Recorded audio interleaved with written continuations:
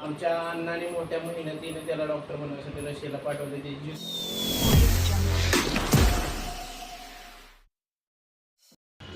तर हॅलो नमस्कार मित्रांनो, स्वागत आहे तुमचं आजच्या आपल्या नवीन ब्लॉगमध्ये. आज आहे संडे. तर केंद्रीय सचिवालयाजवळ एक म्हणजे सचिवालय संसद भवनच्या बाजूलाच एक गार्डन आहे, अमृत गार्डन म्हणून. तर ते 16 ऑगस्ट ते 15 सप्टेंबरपर्यंतच खुलं असतं. तर आज 17 सप्टेंबर आहे.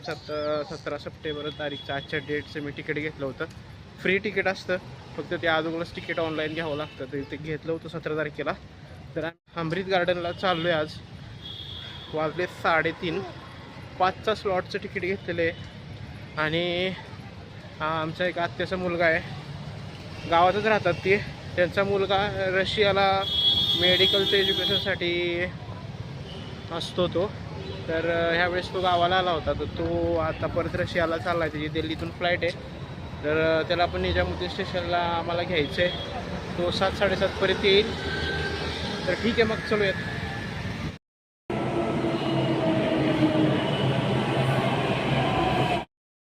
तर मित्रांनो, असं इथं व्हाईट कलरची बस देते बघा.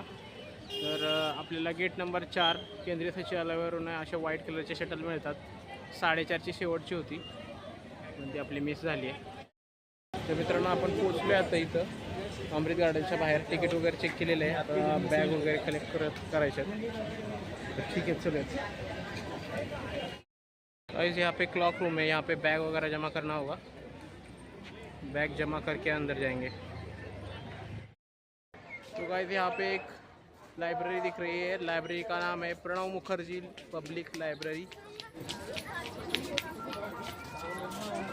यहाँ पे अमृत उद्यान का थीम लगा है. अमृत उद्यान का नाम.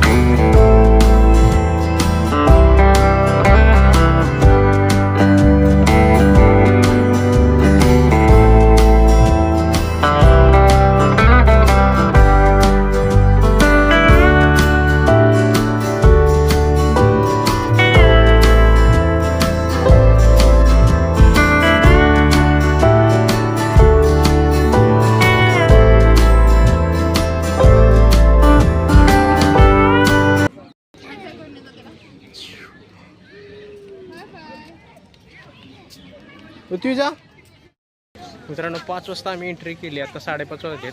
शेवटचा स्लॉट आहे आणि शेवटचा दिवस आहे, त्यामुळे बघून देत नाहीत. पटपट पुढं पाठवतात ते. त्यामुळं व्यवस्थित एक्सप्लोअर करायला नाही मिळत आहे. तर ठीक आहे, बघूयात आता पुढे.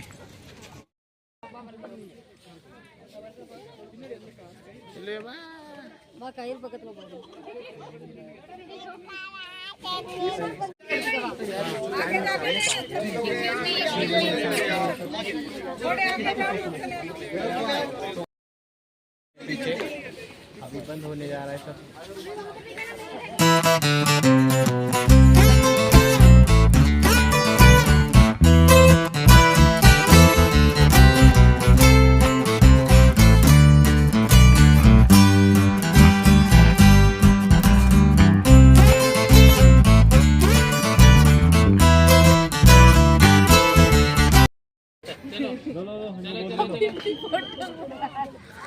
पिल्लू भाई रे, तो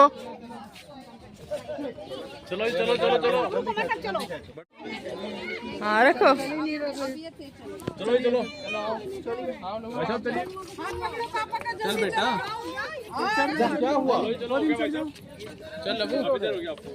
मैं बेटा यहीं रख दूंगा. चलिए सर, चलो बाय करो.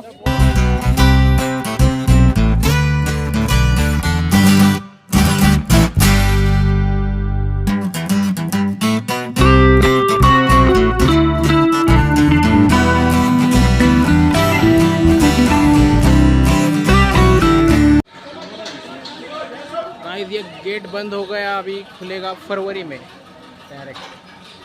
आप देख रहे हो गाइस, ये आप देख रहे हो आगे ये नया संसद भवन है। यहाँ पे अशोक चक्र लगा है, देखो आगे सामने अशोक स्तंभ।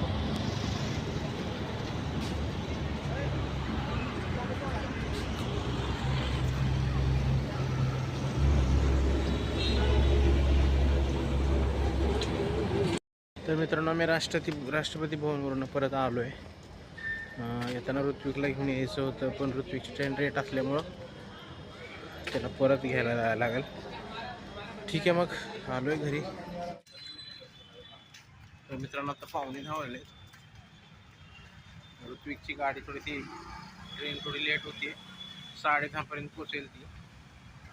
मी आता निघालो त्याला घ्यायला। ठीक आहे, चला इकडे बघ। तर मित्रांनो, हा ऋत्विक आहे, आलाय पोचलाय फायनली। तो जवळजवळ 35 तास जर्नी झाला, तर फायनली आलाय। तो आता फ्रेश होईल, जेवण बनवलं त्यासाठी, मटन चिकन आणलंय। आणि आता तो उद्या तो जाईल रशियाला। तर आमच्या अण्णाने मोठ्या मेहनतीने त्याला डॉक्टर बनवण्यासाठी रशियाला पाठवले। ती जिद्द होती की अण्णा ऋत्विकला, त्या मुलाला रशियाला पाठवलंय। तर फायनली 1 वर्षानंतर तो ऋत्विक आता डॉक्टर होऊन येईल। तर आणि आमच्या गावातला पहिला डॉक्टर होणार आहे ऋत्विक, त्यामुळं आम्हाला खूप छान वाटते। आता पुढच्या वर्षी ऋत्विक डॉक्टर बनून येईल।